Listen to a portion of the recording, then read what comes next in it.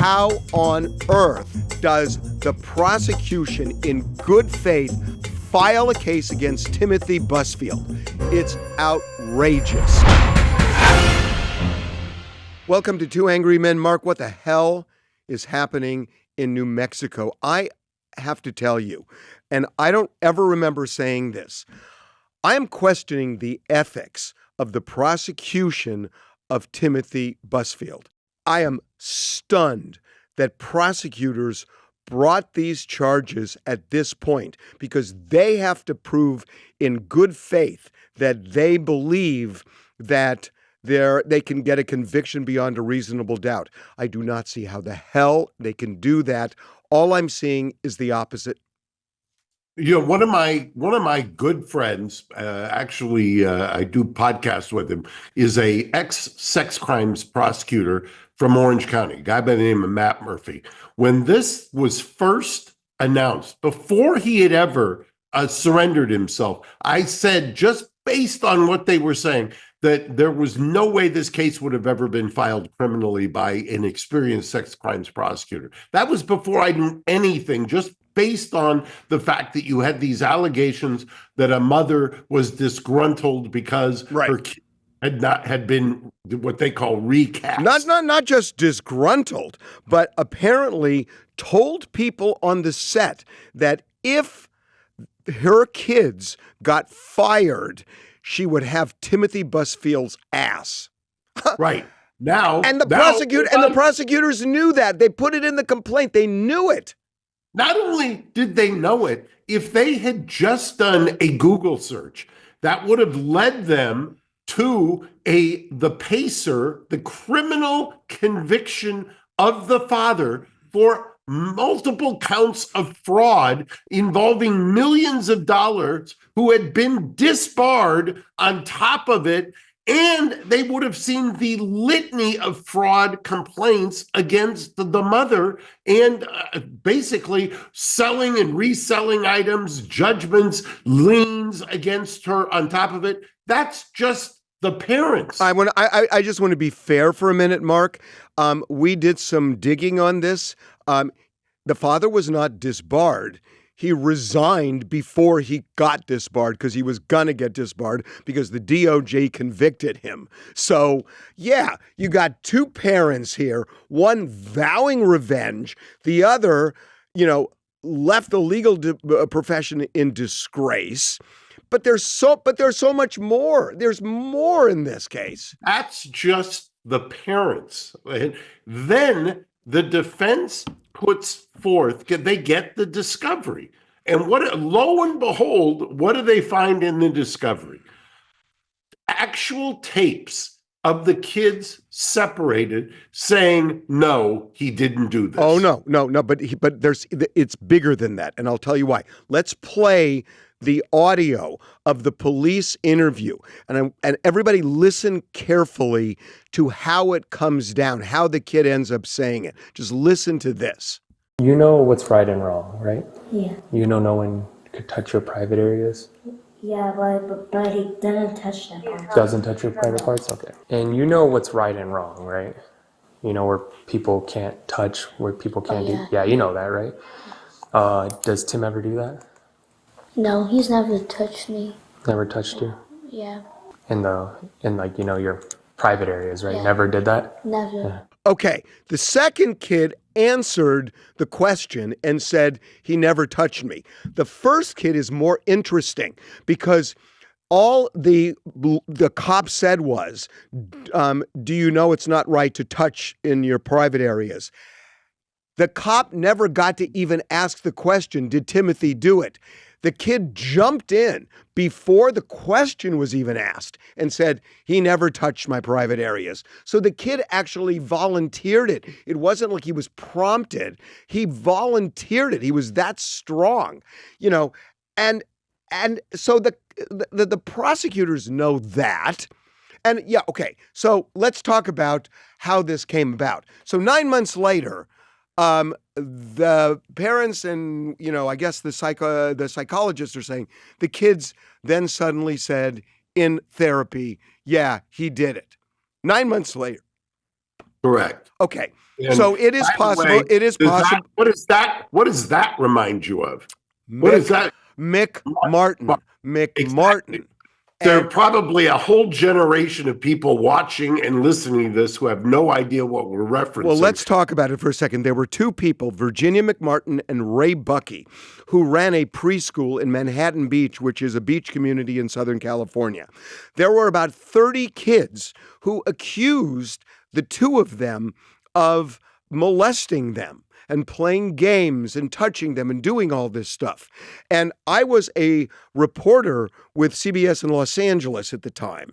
And I was, by the way, full disclosure, brand spanking new lawyer standing in for the late great Walter Urban during that preliminary hearing, which is, do you remember the courthouse where they did it and Yeah. it lasted forever? Yeah. Metro. This is important to understand the Timothy Busfield case. So I will say that my feeling at the time was, my God, how could 30 kids make up the same story? And I thought, they did it. They just did it. And You was the only one. It was a media feeding frenzy as to their guilt. well, because at the time, it's like, how could 30 kids make up the same story? So yeah, and then one day, I was aggressive back then, and I was Yes, sending. you were. I remember you very well. And aggressive, aggressive doesn't do it justice. I was sending messages to Ray Buckey, and I said, let me do an interview with you in jail, because he was in jail waiting trial. And finally, he said yes. And I went there and I interviewed Ray Buckey for an hour. This is before the trial. And I walked out and my head was spinning. And I was saying, he didn't do this. And then I was thinking, how could it be that I now believe Ray Buckey didn't do this? And it's not like he said I didn't do it, so okay, I believed it. I really dug, and I believed him at the end. And I thought, how do I reconcile these two things? And then the trial, where it comes out that and I'm not saying this psychologist did it, because frankly I got another opinion about it, but the psychologist in that case manipulated the kids. And the parents started talking to the kids, and kids are impressionable. They were found not guilty.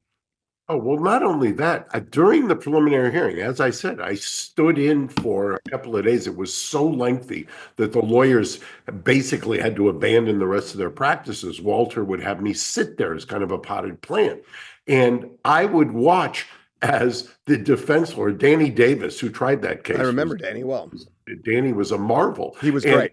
He, during the prelim, would show these kids pictures of people who were on the airplane. They would actually have them testify. They went up in airplanes and then kind of parachuted into the ocean during their lunch break at nursery school. And he would show the picture of the city attorney. And he would say, was this guy on the airplane? Oh, yeah, he was on the airplane. I mean, they would say virtually anything. This episode of Two Angry Men is brought to you by Incogni. It's shocking to find out how much of your personal information is online. And it's not only by chance. Data brokers and people's search sites collect your personal information, your name, your address, phone number, financial information, and a lot more. And they sell it and share it publicly without your consent. Incogni is here to put an end to that. Basically, it's a digital hitman for your data. It hunts down all of the shady sites and poof, your personal information just disappears. Now, I get all sorts of spam that clutters my email box, and dozens of robocalls as well. Maybe more than dozens. But Incogni can actually delete my data before it ends up in the hands of spammers. It's really that simple. Plus, if you care about the law, like we do, you probably value public records and transparency. The issue, Legal information that used to be accessible in context is now scraped by data brokers, repackaged, and sold. Incogni uses privacy laws like GDPR and CCPA to contact data brokers to request removal of your information from commercial databases. And it gives you full control over how your name appears online, because legal systems should protect your rights, not turn your past into profit. So you can get 60% off annual plans at incogni.com/angry with code ANGRY at checkout. It's risk-free. Incogni offers a 30-day money-back guarantee if you're not completely satisfied. Live free from dangerous spam with Incogni. That's incogni.com/angry for 60% off annual plans. So let's take this now to Timothy Busfield. So I'm just going to look, and I am not saying Timothy Busfield did it or didn't do it. What I'm talking about is prosecutors have an ethical duty to only file cases where they believe they can prove guilt beyond a reasonable doubt. So you've got Correct. two parents, one vowing revenge, the other a fraudster. And they have, after the kids tell the cops nothing happened, for 9 months, the parents are basically controlling their kids. And I'm not saying the parents brainwash them, but the jury is going to have a doubt about that, given what the mother said. Well, remember what happened. They detained him. They busted down his doors at his location looking for him. They said it was a fugitive warrant. They held him without bail until they went to court. And then guess what happened? Yeah. They held him without bail. Without bail. No bail. A danger to the community. No bail. That's murder territory. No That's bail. a capital offense. Not just murder, a capital offense where you're saying somebody's on the verge of, we're going to prosecute for life without or the death penalty. That's what we're going to do. And then put that against the backdrop that the DA in that particular area is running for statewide office, I believe governor. And by the way, what does that remind you of? The same state of finding a celebrity, somebody running for office. Let's put Alec Baldwin on hold for a minute because we're going to get to it. But I want to talk about. Let's talk about the no bail. He went from no bail to no bail. Right. He went from no bail to no bail. It's breathtaking. And one of the reasons, I'll tell you, I thought the defense lawyer, Timothy Busfield's lawyer, just annihilated the prosecutor, going line by line through the complaint, and then puts this guy on the stand who's on the set. I mean, listen to this guy. This guy says there is no way Timothy Busfield was ever alone with these kids. Is it possible that Mr. Busfield inappropriately touched SL on the set of The Cleaning Lady? No. Why not? Film sets may seem chaotic if you're an outsider, but everything we do is incredibly regimented. We're all a group of professionals who all know what they need to do, a lot of times without being told. And at any given time, if the child was on set, there was at minimum of 10 people there on the set with them. It's just how it works. So every second of their time was regimented. We often wouldn't even rehearse with the children. Well, okay. Does that raise a reasonable doubt? Does that raise a reasonable doubt that he was never alone with the kids? And by the way, that's kind of the standard operating procedure, SOP, on most sets. Whenever you have kids, they've got tutors. They have people who are watching them. One of the reasons that when you have, the ideal casting is to find 2 or find identical twins. Why do you find identical twins? Because you can't work one of them too long. So you have one do part of a act and the other can do others, and therefore you can work a full workday, and you've got people supervising all of that because of all of the laws surrounding that. Okay, and there, well, this is like a Vegematic commercial, but wait, there's more. There's more. Yeah, I mean, We Warner. got so many references that are kind of cultural, iconic, but decades removed. It's one of my favorites. So Yeah. Warner Brothers does, I believe, 2 investigations, and they find there's no corroborating evidence to support what the allegations And are, mind you, and that's explain that. before the case is filed. Right. Explain that, by the way. You're talking about a corporate investigation where they've hired an outside law firm. And that's like the bane of my existence, because that almost always, when you hire an outside law firm, they're always going to find some malfeasance, misfeasance, or something going on. To protect themselves. Exactly. Exactly. Because guess who's paying them? Right. And so you've got a mother who's vowing revenge, a father who's dishonest. You've got kids who have told the cops that nothing happened. 9 months later, after the kids are under the control of those parents, they suddenly change their story. You've got witnesses who say that he was never alone. You've got independent investigations by Warner Brothers. How on earth does the prosecution, in good faith, file a case against Timothy Busfield? It's outrageous.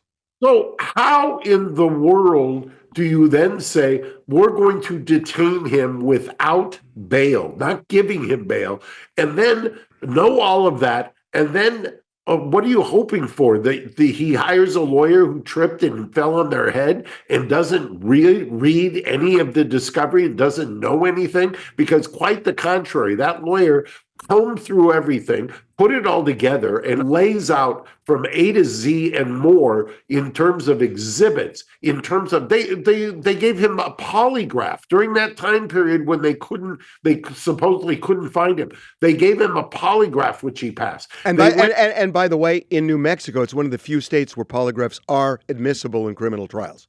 Exactly. If that had been California, 350 whatever one would have excluded it. In New Mexico, you can get that in. So now the jury, in addition to everything else we said, the jury's going to see he passed a polygraph. Correct. And by the way, I remember the days when guys would file that in California just so the judge would know, even though it wasn't admissible. Hey, this guy passed the polygraph. So I want to play something for you, Mark, because I've run TMZ for 20 years. I have never seen anything like this. As just before Timothy Busfield surrendered, we got a call and we were told he wants to say something and give you the video. And I had no idea what this was going to be, but this is what we got. And this is just before he surrendered to cops. Hi, everybody. It's Tim. I'm sure most of you know that are watching this that I was ordered to come to Albuquerque. I'm here now. I got the call Friday night. I had to get a lawyer. Saturday, I got in a car. I drove 2,000 miles to Albuquerque. I'm going to confront these lies. They're horrible. They're all lies. And I did not do anything to those little boys. And I'm going to fight it. I'm going to fight it with a great team. And I'm going to be exonerated. I know I am, because this is all so wrong and all lies. So hang in there, and hopefully I'm out real soon, and back to work. And I love everybody for supporting me. Thank you. Here's the thing. I have never seen a defendant who was about to surrender and then go to trial like this, go public the way he did. I was stunned by that. But there's something he said. I look forward to getting out and going back to work. The reality is his career is probably over, because when something like this gets filed and everybody hears it, It is so hard to unring that bell.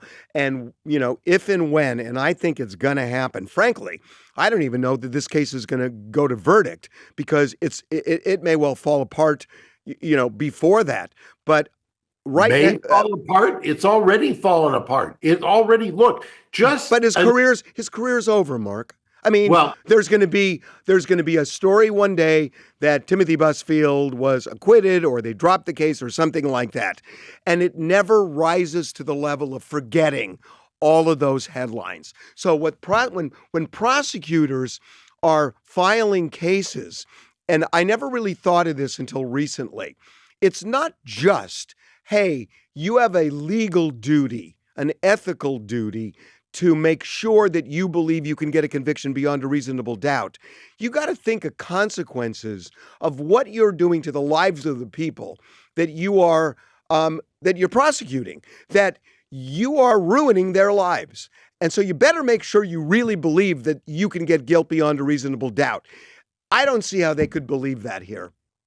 Well, by the way, for anybody who thinks this is unusual, I was on the phone yesterday with a gentleman who basically invoked what I like to call the old Ray Donovan accent. And it's not Ray Donovan from the TV show. It's Ray Donovan, the former labor secretary back in the 80s, who was tried and acquitted, stood on the courthouse steps and said, where do I get my reputation back? That happens in every single case where we get somebody vindicated. And it's true, to your point, Harvey. There are really good prosecutors that I know that I respect greatly who actually think about that, who actually that factors in. I mean, I've got friends who are troubled by that, who when they file a case, they want to make absolutely sure how anybody could. And I'm telling you, this isn't some great skill that I have other than just being around the criminal justice system. And I mentioned Matt Murphy before, but when you know somebody who does this for a living, who tries these cases, who rejects these cases or files these cases, when they hear just the 30,000 foot view, they've got pause about it. They would dig in. A prosecutor who's doing his job would dig in. He would not, or she would not say, well, I'm just going to file it now and see what happens, or hope that they get a brain dead lawyer that doesn't do anything or that falls asleep during the proceedings. And that's why when people say, how do you defend, when I get that question, how do you defend these people? Or how do you, when you know they're guilty or you suspect they're guilty? You don't until you get in there, and the system doesn't work unless you're there to vigorously defend them and hold the prosecutors or the government to their proof. Yeah, and I agree with you, by the way. I want to just double down on that. I think most prosecutors take that seriously. But there's something weird going on in New Mexico. So I just want to kind of review this thing. Remember that if there's reasonable doubt, there's no conviction. Right. And prosecutors should believe there is no reasonable doubt. So how does a prosecutor believe there's going to be no reasonable doubt when the mother vowed revenge and the kid actually didn't come back for the last season of The Cleaning Lady? How does a prosecutor think, oh my God, yeah, the mother who's right in the middle of this, who vowed revenge to have Timothy's ass, that's not going to create reasonable doubt? Add to that, how does a jury believe that there's no reasonable doubt when the father is convicted of fraud, dishonesty, resigns from the bar, and all of that? How does the prosecutor believe there's no reasonable doubt when a kid volunteers to the cops before even asked that Timothy Busfield never touched him inappropriately? How does a prosecutor believe that there's no reasonable doubt when witnesses say these kids were never alone with Timothy Busfield? I mean, when you start adding all of this together, how could prosecutors in good faith file this case?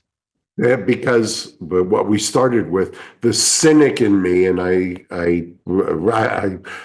transparent about this. The cynic in me says, when you have a prosecutor who is running for statewide office, and this is going to increase their profile in a time when there are quite a few people who believe the government is suppressing child rings and sex trafficking and things of that nature. What better way to raise your profile and to immediately get into contention in a statewide race than take somebody like a Timothy Busfield and run with it? Well, And I think that's what happened here. I think this was nothing but a crass political calculation, and that's why they filed it.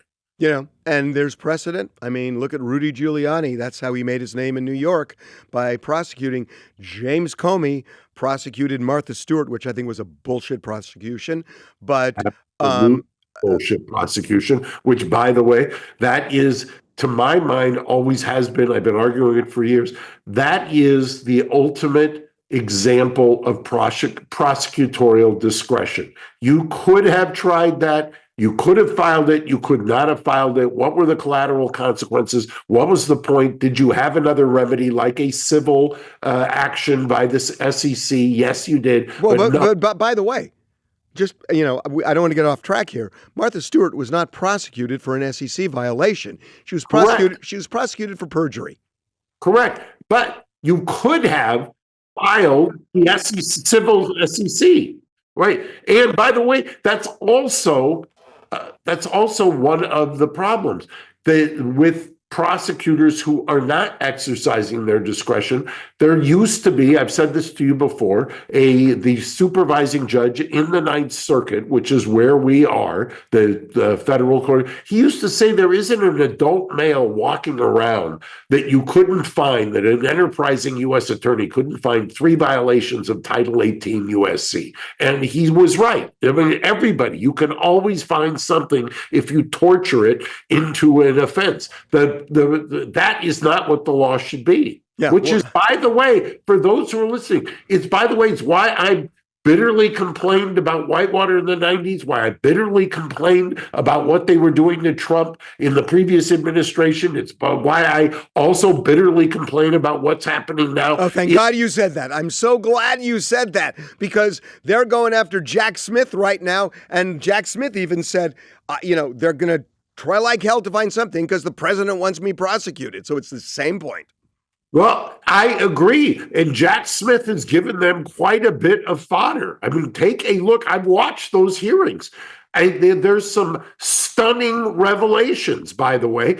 A prosecutor who doesn't exercise discretion could find a way to I think it was Judge Kaczynski who said it, to his point, anybody walking around, including a much heralded prosecutor, could be prosecuted. That is the essence of prosecutorial discretion. Okay, so let's talk for just a second about what I said at the beginning. What the hell is going on in New Mexico? You've got this Alec Baldwin prosecution that was ridiculous from the start, and then it turns out that there's prosecutorial misconduct, and that's why the case was thrown out. But the whole premise of it, an actor who is relying on experts is somehow responsible for manslaughter because unknowing to him that the expert didn't do her job. Okay, I get it. And you're prosecuting this guy. It never made sense. And it just felt like a celebrity. They're grabbing for a celebrity for attention. Now, another city in New Mexico, Albuquerque, they're doing this crazy prosecution that never should have been filed.